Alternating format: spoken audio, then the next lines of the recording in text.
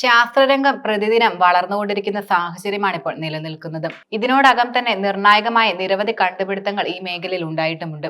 ഈ കണ്ടുപിടുത്തങ്ങളെല്ലാം തന്നെ മനുഷ്യരാശിക്ക് ഏറെ ഗുണം ചെയ്യുന്നവയാണ്.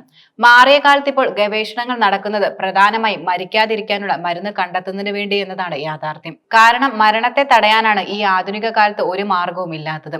മരണത്തെ അതിജീവിക്കുക എന്നത് നിസ്സാരമായ കാര്യമല്ല.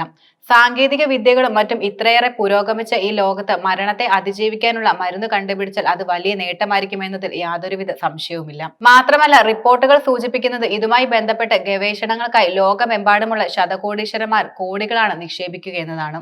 ആമസോണിന്റെ സിഇഒ ആയ ജെഫ് ബെസോസ് ഉൾപ്പെടെ മരിക്കാതിരിക്കാനുള്ള മരുന്നിന്റെ കണ്ടെത്തലിനായി വൻതുക നിക്ഷേപിച്ചിട്ടുണ്ടെന്നാണ് റിപ്പോർട്ടുകൾ സൂചിപ്പിക്കുന്നത്. ഈ ഗവേഷണത്തിനായി അദ്ദേഹം സംഭാവന ചെയ്തത് $3 ബില്യൺ ആണ്. പരീക്ഷണം വിജയം കണ്ടാൽ ഈ മരുന്ന് അദ്ദേഹത്തിന് സ്വന്തമാവുകയും ചെയ്യും. ലോകത്തെ തന്നെ പ്രമുഖ ലാബായ അൾട്ടോസിൽ നടക്കുന്ന പരീക്ഷണങ്ങൾക്കാണ് അദ്ദേഹം പ്രധാനമായും പിന്തുണ നൽകുന്നത്. മെയ്തുസലക് ഫൗണ്ടേഷൻ നടത്തുന്ന പരീക്ഷണങ്ങൾക്ക് വേണ്ടി പേയ്പലിന്റെ സഹസ്ഥാപകനായ പീറ്റർ തിയൽ വൻതുക നിക്ഷേപിക്കുകയുണ്ടായി.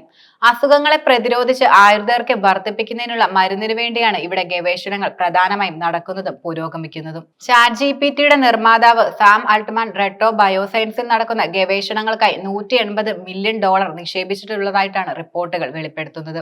മരണത്തെ തടയുന്ന ഈ മരുന്നുകളുടെ പ്രധാന കർത്തവ്യം എന്നത് നമ്മുടെ കോശങ്ങളെ ചെറുപ്പമാക്കിക്കൊണ്ട് ആയുർദൈർഘ്യം വർദ്ധിപ്പിക്കുകയാണ്. അടുത്തിടെ ഇംപീരിയൽ ലണ്ടൻ കോളേജും സിംഗപ്പൂരിലെ ഡ്യൂക്നെസ് മെഡിക്കൽ സ്കൂളും സംയുക്തമായി ആയുസ് വർദ്ധിപ്പിക്കുന്നതിനുള്ള മരുന്ന് കണ്ടുപിടിക്കുകയും ചെയ്തിരുന്നു.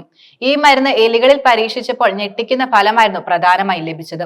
ഈ മരുന്ന് കുത്തിവെച്ച എലികളുടെ ആയുസ് 25% വർദ്ധിക്കുകയുണ്ടായി. ഇതിനെ തുടർന്നാണ് ശതകോടീശ്വരന്മാർ ഇത്തരത്തിൽ നിക്ഷേപങ്ങൾ നടത്താൻ ആരംഭിച്ചതും. ഇത്തരത്തിൽ മാറുന്ന കാലത്തിനനുസരിച്ച് വലിയ കണ്ടുപിടുത്തങ്ങൾക്കും പുരോഗതികൾക്കുമാണ് ശാസ്ത്രലോകം പ്രധാനമായും സാക്ഷ്യം വഹിക്കുന്നത്.